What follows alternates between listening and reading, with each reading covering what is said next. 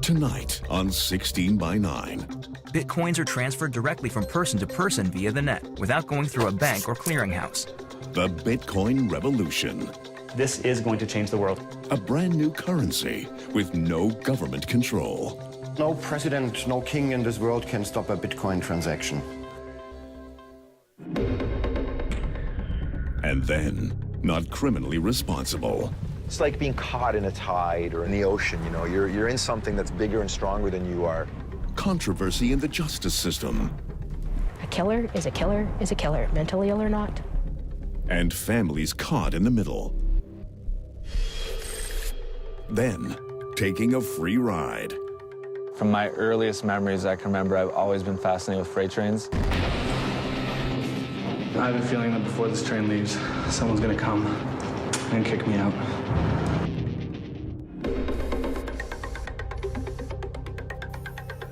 Here's Carolyn Jarvis.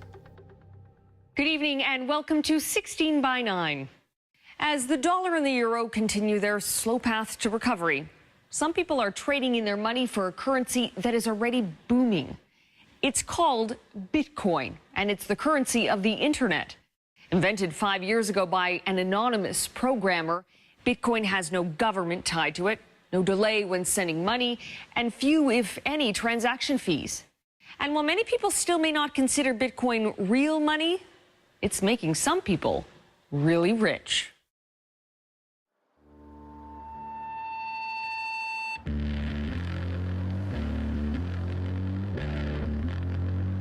It has been the scene of many uprisings. Berlin, a city both elegant and defiant. At its heart lies a neighborhood called Kreuzberg, the most radical of all. It's a kind of revolutionary area. People here are looking for alternatives to existing systems. It is here, from behind his bar, that Jörg Platzer leads a modern-day rebellion against the current financial system and the governments that control it. It's a digital money that can be transferred at almost no cost in split seconds around the globe from human to human.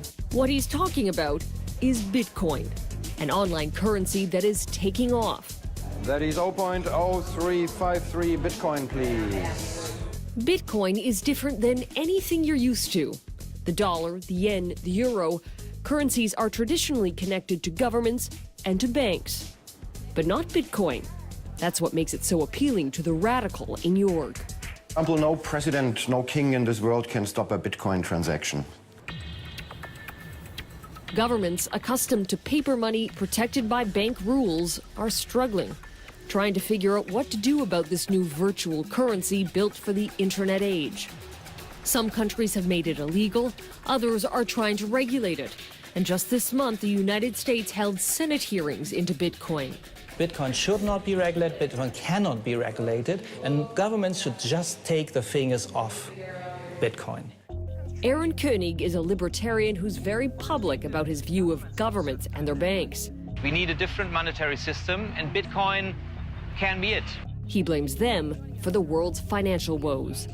The current monetary system is a big fraud. It's a big Ponzi scheme. All this financial crisis we've been through, it's all very much linked to the monetary system that we have, which is a very bad and evil system. And while he doesn't believe in banks, he does believe in Bitcoin. I'm happy not to have my money in the bank because I don't trust banks. I'd rather have my money in gold, silver, real estate, Bitcoin, because that's safe. Germany is the only country that's given Bitcoin the official stamp of approval, deeming it private money. So here, at about 24 shops that accept it, you can use Bitcoin just like you'd use a euro. Jörg's bar was the first to accept Bitcoin and has become a gathering place for believers. We are from Holland. We made a decision to make a road trip to Berlin. I want to spend some Bitcoins because they are one of the places to be at the moment. Jörg is absolutely certain Bitcoin will eventually be used everywhere. I'm as confident about that as I was 25 years ago about email, when everybody told me, Jörg, who is ever going to send these funny computer-to-computer messages? That's got no future. Bitcoin has been around since 2008, when this email was sent out to a group of techies. It talked about a new electronic cash system, and it was authored by Satoshi Nakamoto, a person or group of people who remain a mystery. The premise of Bitcoin can be tricky to explain. Bitcoin is a cryptocurrency, virtual money that exists in cyberspace. What is Bitcoin? Bitcoin is the first decentralized digital currency. While governments make new money by printing more at the mint, Bitcoins are mined, not unlike gold. Except here, a supercomputer, or even a computer whiz, mines new Bitcoins by cracking a complex code unique to each Bitcoin. With Bitcoin, miners use special software to solve math problems and are issued a certain number of Bitcoins in exchange. When a code is cracked, the person who owns the computer now has a new Bitcoin. And, like a lump of gold, they can sell it or use it to buy things. Bitcoins are transferred directly from person to person via the net, without going through a bank or clearinghouse. And again, like gold, the number of Bitcoin is finite, capped at 21 million.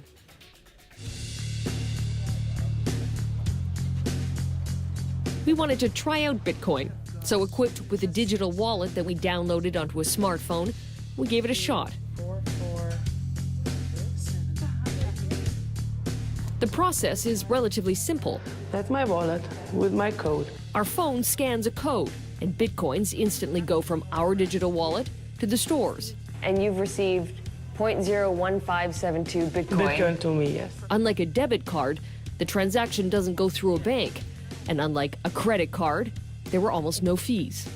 You can really compare to the internet in the early 90s. Not that many people used it, and when you try to explain it to somebody, everybody would say, who needs that? It's just for computer freaks. I heard it all before. Hello? Aaron Koenig is so convinced Bitcoin is the way of the future that he's running a Bitcoin exchange. This may not look like a typical trading floor, but it works the same way. People meet to buy and sell Bitcoin. 100 euros would be 0.79. But Bitcoin has another, very different kind of believer than anti-government libertarians. At the epicenter of capitalism in downtown Manhattan, we caught up with the speculators. The problem being a Bitcoin company right now is they want to invest too much money. Jaron Lukasiewicz, Charlie Shrem, and David Johnston. Think of them as the new generation of dot-com millionaires. Every major venture capital firm in the country is looking to invest in our company, and they're very serious about many companies in the space. All three created Bitcoin startups and reaped the rewards of investing early. When you first bought Bitcoin, how much was it worth? 35. I think 17. $14.56. And how much is it worth today? Gox I saw this morning at 200 and Bitstamp at 190. That's incredible. Yeah. It's just the beginning. Since we recorded that interview in October, Bitcoin has multiplied more than fivefold in price, cracking the $1,000 mark for one Bitcoin. So there are still millionaires to be made. Absolutely. There are billionaires to be made. Perhaps the first billionaires to be made will be the Winklevoss twins of Facebook fame, who reportedly own 1% of all Bitcoin. Today, Charlie Shrem co-owns a bar he bought with Bitcoin, pays his rent with Bitcoin, and he, along with Jaron and David, hope their companies will drive Bitcoin into the mainstream. Something that can be used for someone in their everyday life, the soccer moms, the grandmas, that's when Bitcoin's going to really be valuable. And that's what we're all trying to do. To people who say this isn't real money, you say what? The dollar isn't real money. Speculators are the largest group of Bitcoin owners by far, credited with skyrocketing Bitcoin's value. But some of the same things that attract speculators are drawing in another group. Breaking news tonight, a mysterious online marketplace. The FBI has seized control of the Silk Road. It's like cocaine and heroin. And it's making Bitcoin front page news. Next, a cyber currency and its criminal connection. It often can become a haven for money launderers, terrorists, narco-terrorists, etc.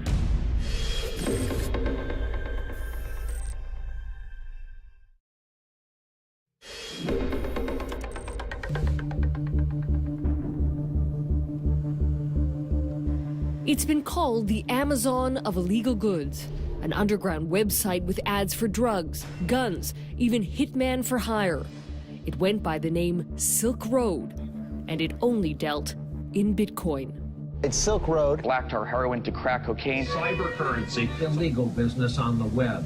When the FBI shut it down in October, it made headlines. They called it the most sophisticated criminal marketplace on the internet. A haven for money launderers, terrorists, narco-terrorists, etc. Sophisticated because Bitcoin, a new cyber currency, provides a veil of anonymity to its users. And according to the FBI, in the 2.5 years Silk Road was running, more than $1 billion worth of illegal goods was pumped through the site. Bitcoin is tainted by the company it keeps. Duncan Stewart is a tech trend analyst. The fact that Bitcoin has certain attributes that are unusually well suited to illegal activities means that it tends to attract those elements who wish to do illegal things. While the alleged mastermind of Silk Road denies all charges, police warn he won't be the only one who's caught. Already, another illegal bazaar has sprung up in Silk Road's place. It's called Black Market Reloaded, and on it we found ads for this AK-47, grenades, and cocaine. And again, it only accepts Bitcoin. You think people are going to be prosecuted for using Bitcoin in Canada? I think they will be prosecuted for using Bitcoin either for actual illegal activities, drugs, violence, weapons, or for making $1 million trading Bitcoin and not reporting that to the tax person. But there is another obstacle for Bitcoin as big as the FBI and the RCMP. The banks.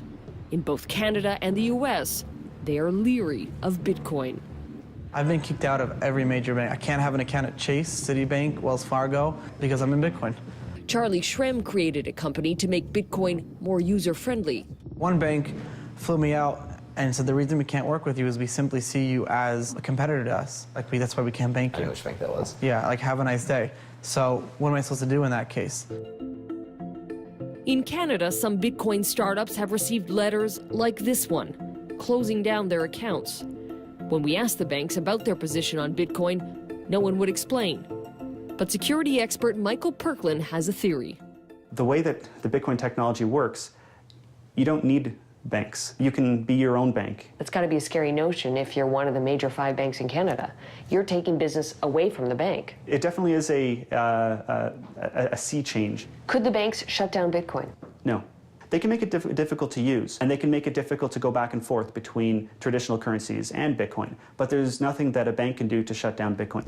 The rub for banks is that in the cyber world, you won't need a checking or savings account. People will be able to keep their money in an electronic wallet. So given this new technology, what will the banks look like in 20 years' time? Hi, I'm Mike. How's it going? And, hi, you're Carolyn. How's it going? People can be their own banks. And if there's a sign that time is near, this could be it. So say we want to do $120. This is going to get you 0.5438 Bitcoin. The world's first, and so far only, Bitcoin ATM. It went live just last month in Vancouver and did $100,000 worth of transactions in the first week alone. The company's co-founder, Mitchell Demeter. We're going to be spreading those out across Canada, probably hitting the major cities, Calgary, Toronto, Montreal, and Ottawa. Currency expert Arvind Jan doesn't buy it. He says Bitcoin is unreliable and too much of a mystery. It's being issued by an algorithm on computer, but who's deciding that? Who decides how many dollars are issued? Who has control over that? And that part gives me a bit of a fear that it has the potential to become a Ponzi scheme. He says the money we have now works because it's backed by institutions and norms, like regular elections and taxes. The fact that these are currencies issued by a system that is working according to known rules, and it is working, it's likely to continue working for the foreseeable future. Without government rules or a framework, Bitcoin is only regulated by the free market. If you ask me what's going to be the value of Bitcoin in 1 year, I would say somewhere between $20,000 and $2,000. A bubble is not a stable situation. It's, in the long run, very unhealthy for the economies. And who's to say there won't be another digital currency in a month? What prevents somebody else from coming up and saying, my algorithm is even better than the Bitcoin algorithm? If somebody better comes along, there goes the value of Bitcoin. Still, the excitement for Bitcoin hasn't waned. The currency continues to grow. And for the true believers, it is the future. This is going to change the world. I see it as only a matter of time before this technology gets adopted everywhere. In my lifetime? Definitely in your lifetime. We'll be right back.